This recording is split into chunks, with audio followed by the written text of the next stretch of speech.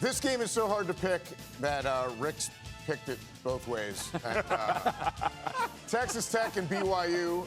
The Red Raiders got that top 5 Tell scoring which side defense. I landed on. Well, you're about to. Okay. You're about to. We have a few minutes here. Undefeated BYU coming in on the road. Little dinged up, I guess, right? But according to Sportsline, this is very interesting. The winner has about a 75% chance of making the CFP. So put that in your hat and tell the people. As opposed to your pipe. Yeah, Because well, I was trying to. we're talking about BYU, and they don't going partake of tobacco. That's a good reason, but, you Yeah. know, you got both sides covered on this. I just think this is an unbelievable year by Kalani Sitake and BYU, given the troubles of Jake Retzloff saga over the summer, all the different machinations that particular situation. But now he's got a bear. And now a freshman quarterback has taken over, wearing number 47 to boot, and he's been fantastic. And he's grown over the course of the year where they can give him more. He's done it with both arm and legs, and they've been fantastically resilient, especially on the road, and that's where they're going to find themselves in this situation. I think they have a defense that travels. They can run the ball incredibly well. We'll wait and see if L.J. Martin will be available in this game. That'll be a key. But I'm giving credit to BYU, and I'm shocked that the line came out as a 10-point line. Sportsline wasn't. Sportsline said Texas Tech winning by 9. I think that's a lot. I've been wrong picking against BYU a couple times this year, and I want to echo your sentiments about just how quietly and consistently they've done this over the last couple years. They always seem to be kind of like the Rodney Dangerfield, like there's no respect, there's no respect. And yet you're not respecting them. I am respecting them, but it's hard to overlook what Texas Tech has been able to do and what Joey McGuire's done with his program. Like I know they're gluten-free, they're not throwing tortillas anymore and all that stuff onto the field, but they're also a physical team. Like the days of the air raid and lacking physicality, those are gone on both sides of the football. They're running the ball at almost 200 yards per game. That defensive front seven is top 10 overall. They've got the nation's leading sacker in David Bailey with 11.5. They've got a really good job of stopping the run. They lead the country. They're only allowing 75 yards per game. So when you're on the road, you got to run the football and play defense. BYU will be able to do that, but with crowd noise against a good run defense on the road with a freshman quarterback, that's a bad combination, and it's a lot to ask for a team that's had a hell of a season. Man, we're not disrespecting BYU. We recognize what they've been able to do, and everything you point out, all the controversy heading into the season, losing your starting quarterback, and now on an unscathed run thus far, heck of a job they've done. But I think to Aaron's point, it's going to be difficult offensively if you can't pass the ball. Running, they're going to do all this misdirection, RPOs. They'll run some option in there as well. They're going to test Texas Tech as far as their discipline on the defensive side of the ball. But that's where they've gotten so much better. Man, I'm watching Tech on tape, and I'm blinking, you okay? Washing my eyes. I was like, this ain't the same Texas Tech I've seen in the past, man. They will hit you in the mouth. They are very physical, and I love Jacob Rodriguez. This guy's an All-American linebacker. He is going to be one that they will talk about there at Texas Tech forever, ever, because he plays such great ball. He's impactful as far as forcing fumbles, making tackles when they need him in these big moments. So he's the catalyst on that side of the ball, taking nothing against those grown men there at BYU, and you better be physical, as you and I both know, having played them in the past. When you take on BYU, Tech has that now.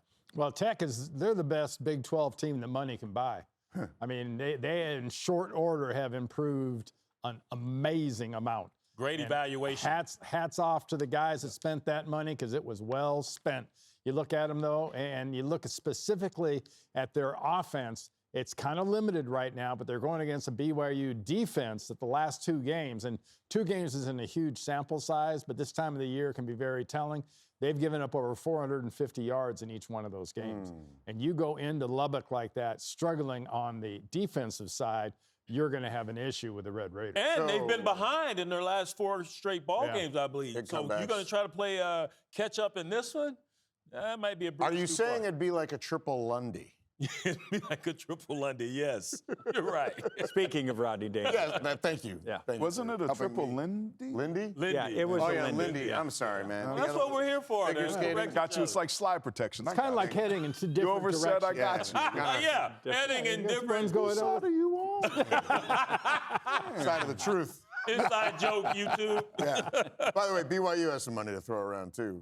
Well, Last yeah. I checked. Yeah. Ryan They Smith, do the owner tithe. of the Jazz and the Mammoth, has watch- contributed right, the NHL team. generously Yeah, basketball to the team. Cougar Fund. Basketball Yes. team benefiting as well. Let's hear from both coaches here. They're a complete team. They can do a lot of different things, and they're very deep. And so you look at the talent, not a lot of drop off from 1 to 2, and that's in every position. And then they're well coached. I mean, you look at all the things. You have to be on top of your game because they can do it in 3 phases, and they play great complementary football. And so we like to try to do the same things as well. And so there's a lot of things that we see that they do really, really well that we try to emulate ourselves. And so we're hopeful that we can get the work done, but hope is not a great strategy. We got to actually get to work. It's an old saying, big time players make big time plays in big time games. I mean, we need our guys that are big time players. We just talked about Caleb and Jacoby and Cam, Barron. Those guys, they got to step up. It's gonna, man. This is why you coach, man. This is awesome. This is, you got an 8-0 team versus an 8-1 team, and it's one of those games that, man, you look at. It's what football is all about. It's gonna be really physical. Yes, sir. Ooh, That's it's so gonna be a good cool, one. man. Big time football in Lubbock, Texas. What do you know? That is, Should go home. No, Okay. no. Haven't had games like that since Mike Leach was running the sideline. That's true, yeah, no doubt. Crabtree. Two of the nicest don't guys say in the that. coaching industry coaching Absolutely. this game. Yes, They're both absolutely. terrific gentlemen, great Yes, I am. to their players, in it for the right reasons. This is going to be a great competition. If you were sitting there as Brett Yormark, the commissioner of the Big 12, you hope like heck that Texas Tech wins the game so that you can try to get both of them, yep. into the college football playoff. Or you wish they weren't meeting in the regular season and only in the conference point. championship game, like we do have around college football, like Yes, sir. Alabama, A&M, Indiana, Ohio State. Look at the standings in the Big 12, because Cincinnati just took their second overall took a loss. hard L. Houston went down. Utah's looked really good. Yeah, they have. So this could be the first of 2 meetings between these guys, huh? Yeah, I had Utah winning this whole thing at the beginning of the year, and they kind of took a little detour. But these last couple weeks, they've started to creep back. I don't know if they'll get a chance, but they're starting to peak at the right time. And that's going to be something that's going to be very different than we've seen in years past because of the length of the season.